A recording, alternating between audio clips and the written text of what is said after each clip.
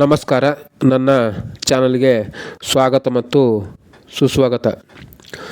ನಾವು ಇಂದು ಪ್ರಯಾಗ್ರಾಜ್ನಲ್ಲಿರುವ ಮಹಾಕುಂಭಮೇಳವನ್ನು ನೋಡಿಕೊಂಡು ಬರೋಣ ಬನ್ನಿ. ಇದು ವಿಶ್ವದ ಅತಿ ದೊಡ್ಡ ಧಾರ್ಮಿಕ ಸಮ್ಮೇಳನ. ಭಾರತದ 4 ಪವಿತ್ರ ಸ್ಥಳಗಳಲ್ಲಿ ಮಾತ್ರ ಕುಂಭಮೇಳ ಜರುಗುತ್ತದೆ. ಪ್ರಯಾಗ್ರಾಜ್, ಹರಿದ್ವಾರ, ನಾಸಿಕ್ ಮತ್ತು ಉಜ್ಜಯಿನಿಯಲ್ಲಿ.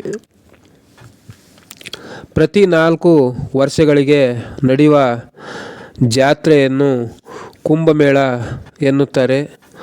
ಪ್ರತಿ 6 ವರ್ಷಕ್ಕೊಮ್ಮೆ ನಡೆಯುವ ಮೇಳಕ್ಕೆ ಅರ್ಧ ಕುಂಭ ಎನ್ನುತ್ತಾರೆ. ಪ್ರತಿ 12 ವರ್ಷಕ್ಕೊಮ್ಮೆ ನಡೆಯುವ ಮೇಳಕ್ಕೆ ಪೂರ್ಣ ಕುಂಭಮೇಳ ಎಂದು ಕರೆಯುತ್ತಾರೆ. ಇದಲ್ಲದೆ ಈಗ ನಡೆಯುತ್ತಿರುವ 144 ವರ್ಷಗಳ ನಂತರ ಬಂದಿರುವ ಈ ಕುಂಭಕ್ಕೆ ಮಹಾಕುಂಭಮೇಳ ಎಂದು ಕರೆಯುತ್ತಾರೆ. ಕುಂಭಮೇಳಕ್ಕೂ ಮತ್ತು ಸಮುದ್ರ ಮಂಥನಕ್ಕೂ ಇರುವ ಸಂಬಂಧವನ್ನು ತಿಳಿದುಕೊಂಡು ಬರೋಣ. ಅಮೃತವನ್ನು ಕಡಿಯಲು ದೇವಾನುದೇವತೆಗಳು ಮತ್ತು ರಾಕ್ಷಸರ ಮಧ್ಯೆ ನಡೆದ ಯುದ್ಧವನ್ನೇ ಸಮುದ್ರ ಮಂಥನ ಎಂದು ಕರೆಯುತ್ತಾರೆ. ಸಮುದ್ರವನ್ನು ಕಡಿಯಲು ಮಂದಾರಚಲ ಪರ್ವತವನ್ನು ಕಡಗೋಲಾಗಿ ಮಾಡಿಕೊಂಡು ಸರ್ಪಗಳ ರಾಜನಾದ ವಾಸುಕಿಯನ್ನು ಹಗ್ಗವಾಗಿ ಮಾಡಿ ದೇವತೆಗಳು ವಾಸುಕಿಯ ಬಾಲವನ್ನು ಮತ್ತು ರಾಕ್ಷಸರು ವಾಸುಕಿಯ ತಲೆಯನ್ನು ಹಿಡಿದು ಕಡಿಯಲು ಪ್ರಾರಂಭಿಸಿದರು. ಈ ಸಮಯದಲ್ಲಿ ಅಮೃತದ ತುಂಬಿದ ಕಳಶ ಸಾಗರದಿಂದ ಹೊರಬಂದಿತು. ಈ ಸಮಯದಲ್ಲಿ ದೇವತೆಗಳು ಕುಂಭವನ್ನು ಮರೆಮಾಡಲು ಓಡಿ ಹೋದರು. ಅಸುರರು ಬೆನ್ನಟ್ಟಿದರು. 12 ದಿನಗಳ ಕಾಲ ಓಡಿದರು. ಓಡುವ ಸಂದರ್ಭದಲ್ಲಿ ಈ 4 ಸ್ಥಳಗಳಲ್ಲಿ ಒಂದೊಂದು ಅಮೃತದ ಬಿಂದು ಕೆಳಗಡೆ ಬಿದ್ದಂಥ ಈ ಸ್ಥಳದಲ್ಲಿಯೇ ಕುಂಭಮೇಳವನ್ನು ಆಚರಿಸಲಾಗುತ್ತದೆ. ಈವಾಗ ನಡೆಯುತ್ತಿರುವ ಕುಂಭಮೇಳದಲ್ಲಿ ಅನೇಕ ಸಾಧು ಸಂತರು ಭಕ್ತರು ಬಂದು ಪುಣ್ಯ ಸ್ನಾನವನ್ನು ಮಾಡಿ, ಸಾಧುಗಳು ತಮ್ಮ ಅನೇಕ ವರ್ಷಗಳ ತಪಸ್ಸು ಮತ್ತು ಆ ಕುಂಭಮೇಳದಲ್ಲಿ ಅವರು ಸ್ನಾನ ಮಾಡಿ ಧಾರೆ ಎರೆಯುತ್ತಾರೆ ಗಂಗೆಗೆ. ಅವರು ಈ ಧಾರೆ ಎರೆದಂಥ ತಪಸ್ಸನ್ನು ಗಂಗೆಯಲ್ಲಿ ಲೀನವಾಗುತ್ತದೆ. ಆ ಸ್ಥಳದಲ್ಲಿ ಅನೇಕ ಭಕ್ತರು ಹೋಗಿ ಕುಂಭದ ಅನುಭವವನ್ನು ಪಡೆದುಕೊಂಡು ಬರುತ್ತಾರೆ, ಪುಣ್ಯ ಸ್ನಾನವನ್ನು ಮಾಡುತ್ತಾರೆ. 40 ಕೋಟಿ ಜನ ಸೇರುವ ನಿರೀಕ್ಷೆ ಹೊಂದಿದ ಉತ್ತರ ಪ್ರದೇಶ ಸರ್ಕಾರ ನಿರೀಕ್ಷೆಗೂ ಮೀರಿದ ಭಕ್ತರು ಕುಂಭಮೇಳದಲ್ಲಿ ಸ್ನಾನ ಮಾಡಿದ್ದಾರೆ.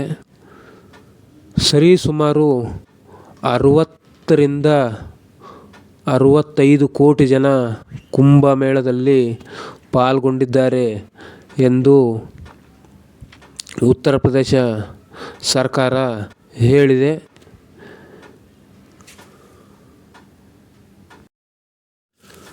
ಈ ಕುಂಭಮೇಳದಿಂದ ಲಕ್ಷಾಂತರ ಜನರಿಗೆ ಉದ್ಯೋಗ ದೊರೆತಂತಾಗಿದೆ.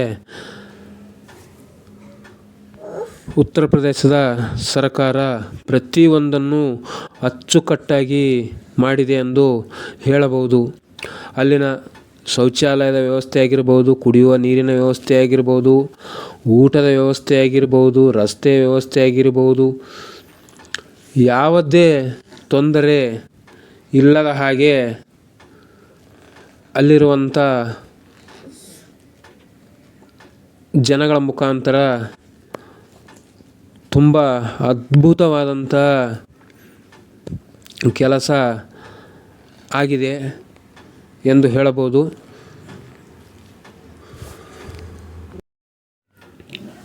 ಇದಲ್ಲದೆ ವಿಶ್ವದ ಯಾವುದೇ ಧಾರ್ಮಿಕ ಸಭೆ ಸಮಾರಂಭಗಳು ಕೂಡ ಇಷ್ಟೊಂದು ಅದ್ಧೂರಿಯಾಗಿ ಮತ್ತು ಇಷ್ಟು ದಿನಗಳ ಕಾಲ ನಡೆಯುವುದಿಲ್ಲ.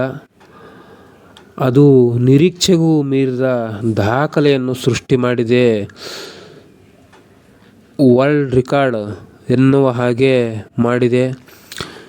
ಇಂಥ ಸಭೆ ಸಮಾರಂಭ ನಡೀತಾ ಇರೋದು ನಮ್ಮ ಭಾರತದಲ್ಲಿ. ನಾವು ಹುಟ್ಟಿದ ನಾವೇ ಧನ್ಯರು. ಯಾಕೆಂದರೆ ಇಡೀ ಪ್ರಪಂಚದಲ್ಲೇ ಯಾವುದೇ ಸ್ಥಳದಲ್ಲಿಯೂ ಇಂಥ ಒಂದು ಸಂಭ್ರಮವನ್ನು ನೋಡಲು ಸಾಧ್ಯವಿಲ್ಲ. ಇಡೀ ವಿಶ್ವವೇ ನಮ್ಮತ್ತ ನೋಡುತ್ತಿದೆ.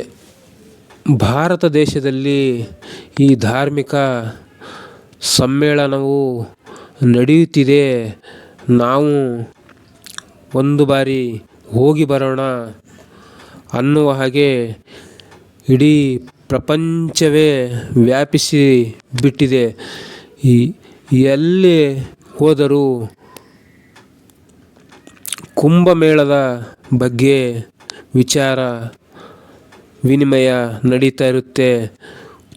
ಕುಂಭಮೇಳ ಅದರ ಮಹತ್ವ, ಹಿರಿಮೆ ಮತ್ತು ಗರಿಮೆ ಮತ್ತಷ್ಟು ಉನ್ನತ ಸ್ಥಾನದಲ್ಲಿ ನಿಲ್ಲುವಂತೆ ಮಾಡಿದೆ.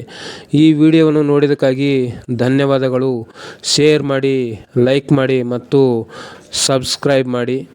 ಧನ್ಯವಾದಗಳು.